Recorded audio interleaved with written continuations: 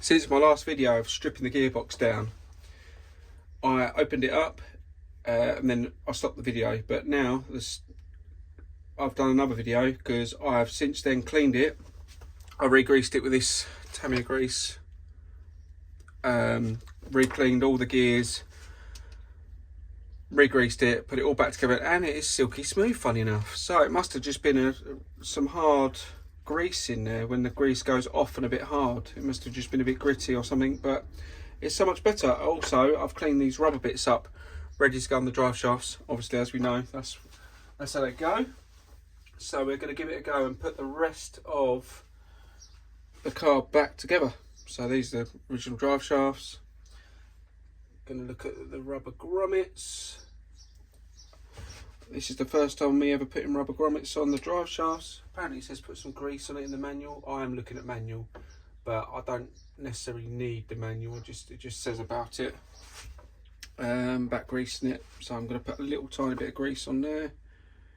Just when it goes through the other end, it might help it. I don't know, but let's give it a go.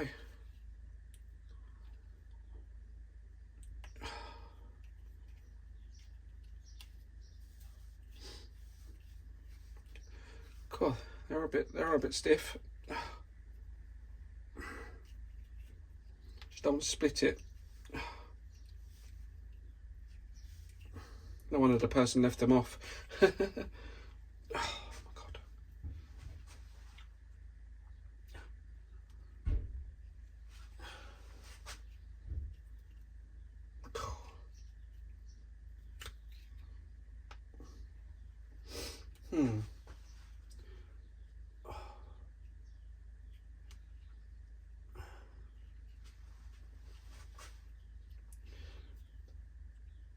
Come back for the next video. I'm going to try and get these on there, but yeah, these are a bit stiff.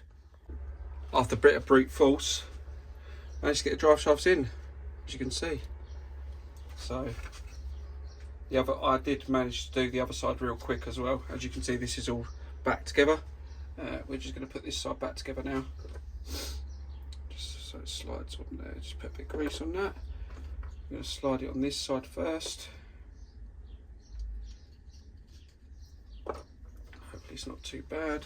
As you can see, it slides on there like that, and then that goes on, and then it should just slide onto this side like so.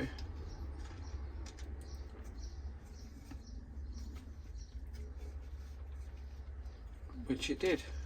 Nicely done. Cool, easier than I thought. Now we've just got to screw this little piece to hold the arm on over this side, and then the shock back on, and then we need to just give the motor a little once over because I think that needs cleaning, because it didn't sound great last time I had it going, and also just to give the electrics just one more check over before we do run it next, just because I think the little square battery box that takes 4 AA's for the electronics that sits under here, I've changed it since because the other one was a bit corroded. Also the switch, which is down on this side, that don't seem to be working that great either, so I'm going to see if I've got another switch kicking about in my electronics box and try and get a switch on it a bit better, and then we'll go from there with it. Hopefully we'll have this running very soon. I might change the Acom's setup out, even though it works, for Futaba servos. I want to keep it as original as possible, so I'm going to have Futaba servos. I've got an original 40 meg Futaba steering wheel handset, a bit like the Acom's one that I'm using for this, but a Futaba one, and I'm going to link all that up, and might run Futaba just because I just slightly prefer it, even though this handset right here is what started me in racing, the old Acom's steering wheel. I've got two. I've got one in box with servos and everything all boxed, in really lovely condition, and I've got that one, so I might